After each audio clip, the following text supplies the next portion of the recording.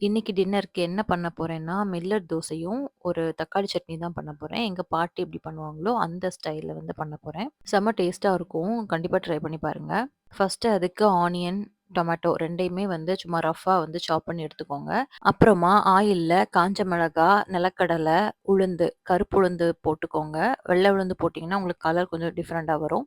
So எல்லாம் போட்டுட்டு நல்லா வந்து நம்ம ஃப்ரை பண்ணி எடுக்க போறோம். ஆனியன் பார்த்தீங்கன்னா, ரொம்ப ஃப்ரை பண்ணிறக்கூடாது. அந்த கண்ணாடி பதம்ன்னு சொல்லுவாங்கல்ல, அது வரைக்கும் வந்தா போதும். அதுக்கப்புறம் தக்காளி ஆட் பண்ணிரலாம்.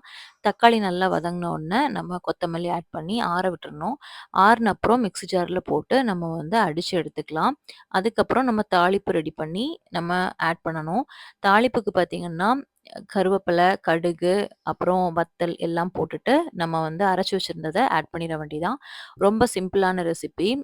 மில்லட் தோசை, பயிறு தோசை இதுக்கெல்லாம் வந்து அடிப்பொலியா இருக்கும். ட்ரை பண்ணி பாருங்க.